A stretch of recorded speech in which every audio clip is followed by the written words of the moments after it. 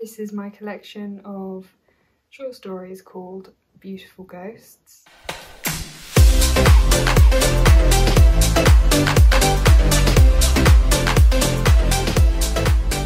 disability that causes me to have to walk on crutches, and the transition from being able-bodied to being disabled is very hard.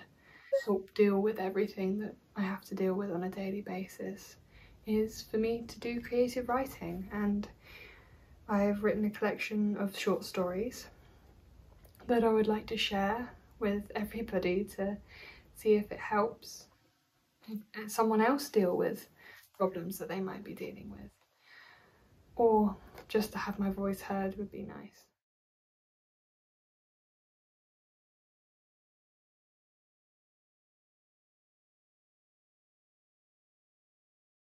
Beautiful Ghosts, Part 1.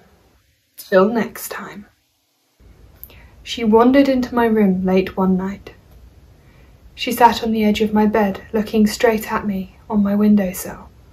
I didn't need to look at her to see her curly brown hair or her flower-patterned glasses that were sat on the edge of her nose. "Grandma, I know you're there," I said, in an attempt to clear the air. She said nothing. Eventually I turned to look at her, but she was gone, almost like she was never there at all. I immediately recall the day I found out she had passed away a few years ago now. I was coming home from work when my dad told me. I watched as the rain hit my window, either needing some fresh air or the rain to mask my tears. I opened it. "You know," I heard a familiar voice, "you once told me a story."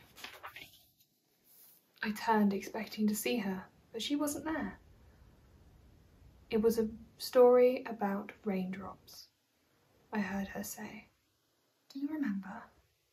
"I told you many stories," I replied to an empty room. "Yes, you did," I hear her say back. "Well, this one was special," she continued, as I looked back at the rain outside.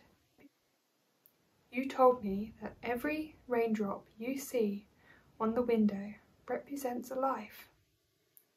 Each raindrop leaves a trail of its life behind them. They can join and move through life together, or they can split and travel two different lives. But they all have two things in common." She stops. I'm still looking out the window, not wanting her to disappear again. "They all leave a path behind them for others to follow, and they all one day dry up." She pauses. I feel a hand on my shoulder. Turning, I see her. "But they are all raindrops," she said, pointing at my crutches resting against the windowsill. A bright flash of lightning makes me jump and look out the window, followed by the rumble of thunder. I turn back to look at Grandma, but once again she is gone. I smile, looking down at my crutches for the first time. I knew what she was saying. Although I am different, I am human, and that's all that really matters at the end of the day. Join me next time for part 2, Forever Friend.